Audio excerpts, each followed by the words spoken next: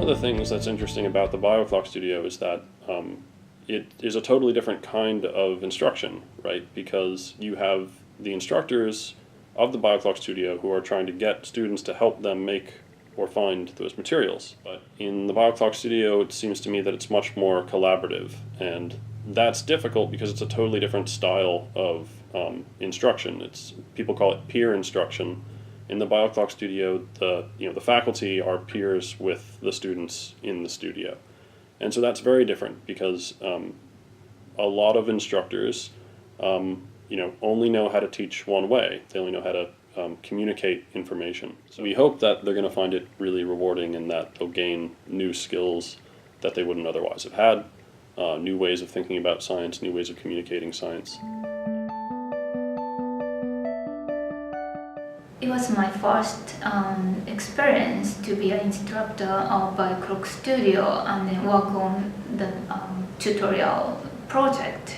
I found it very good because myself learned a lot about, also students learned a lot about the content of the project. So the challenging part was I didn't want to suppress the student creativity, but I need to edit. I need to fix them. So the balance, my editing, and then the students' creativity.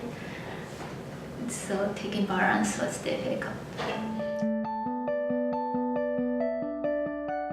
Dr. Susan Golden is probably one of the first professors I have seen in the biology department that has been able to teach a science subject without making it intimidating. So be able to involve 20 of us students who half of us are in biology and half of us are not in biology, and be able to come together and make it like a bridge between research, education, and teaching. So BioClock Studio was a class where, because there was limited time during class as well, we were able to work outside of class, so it's a sense of responsibility as well.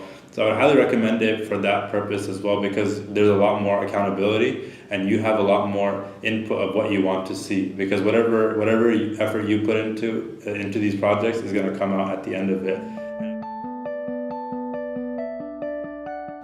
I think the BioClock Studio takes advantage of some great opportunities. One is that the technologies have become so good for developing good materials.